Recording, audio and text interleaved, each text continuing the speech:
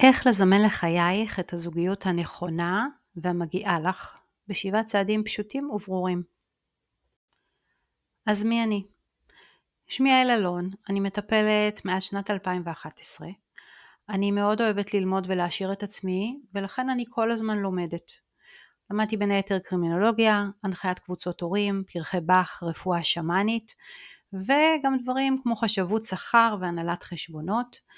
אני עובדת בעיקר עם נשים ואני מלווה אותם ומטפלת בהם בכל מה שקשור לתהליכי התפתחות אישיים, התמודדות עם משברי חיים, והדגש שלי הוא על זימון המציאות שכל אחת רוצה, זאת אומרת לייצר את החיים שכל אחת רוצה ומאחלת לעצמה. אז מה זה בעצם זימון? זימון זה תהליך שמשלב בתוכו גם כוונה, גם מחשבה וגם תחושה, שהמטרה העיקרית שלו זה פשוט למשוך לחיינו את מה שאנחנו רוצים שיהיה. דברים שאנחנו רוצים שיקרו. זה יכול להיות משהו של לזמן לעצמי מקום עבודה חדש, או תפקיד חדש, זה יכול להיות דירה, בין אם זה לקנייה ובין אם זה לסחירות, וזה יכול להיות גם זוגיות, ולמעשה כל דבר בחיים שלנו. יש התכווננות ודיוק כדי להכניס לחיים את מה שרוצים. ועכשיו נעבור למדריך קצר, 7 צעדים שיעזרו לך לזמן את הזוגיות שבאמת מגיעה לך. אז תתחילי בלשאול את עצמך מה את רוצה.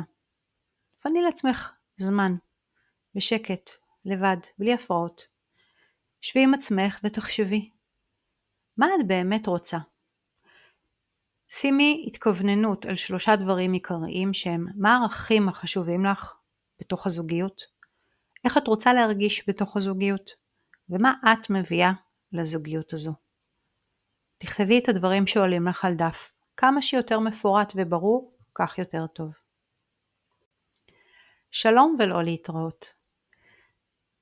העבר נמצא ומנהל, ואחד הדברים שמפריעים לנו לייצר מציאות חדשה ועתיד טוב יותר, זה שאנחנו נחזים בעבר. לכן את צריכה לשבת ולבדוק עם עצמך, איזה פגיעות מהעבר עדיין מנהלות אותך היום. איזה דפוסים שלא עושים לך טוב, שפוגעים בך ומעכבים אותך, עדיין נמצאים שם ואת משתמשת בהם ונותנת להם מקום ביום שלך. איזה כאב מהעבר עדיין עוצמתי ונוכח, מנהל אותך, משפיע עלייך. הכל לכתוב. ממה את מפחדת ומה את מאמינה? כדי להתקדם הלאה, כדי לייצר מציאות, צריך לנטרל פחדים ואמונות שמפריעים לנו. שבי עם עצמך ותנסי גם כן לכתוב פה דברים שקשורים לפחדים שמנהלים אותך ואת מזהה אותם כחלק מהחיים שלך. זה יכול להיות בכל תחום, גם דברים כלליים, עבודה, פחדים שקשורים לחושך, לאור, מקומות פתוחים, סגורים, לא משנה, כל פחד שעולה לך, וכמובן גם דברים שקשורים למערכות יחסים ורגשות. עבדי ושחררי אותם. תמצאי את המקור, מאיפה הכל התחיל ועל מה זה יושב, כדי שתהיי נקייה ופתוחה למשהו חדש. אותו דבר תעשי עם אמונות. תזהי מה האמונות שיש לך שמגבילות אותך, שיוצרות בתוכך גישה מסוימת, שלאו דווקא היא נכונה, אלא מנהלת אותך ומשפיעה ומונעת ממך בסופו של דבר להגיע למקום שאת רוצה להיות בו וליצור לעצמך את החיים שאת באמת רוצה. אז מה זאת אהבה? את הולכת להרגיש את זה. כל יום, 5 דקות, את יושבת עם עצמך בשקט ומרגישה אהבה, אהובה. דמייני את עצמך יושבת מחובקת עם אהובך, עם מי שבחרת לחיות לצידו ואיתו. תרגישי את השמחה, את הרוגע והאהבה שעוטפת אותך. איך כל הגוף שלך מלא חיות וחיוניות, וטוב לך, באמת באמת טוב לך. הרשי לעצמך לדמיין, לחלום ולפנטז בגדול.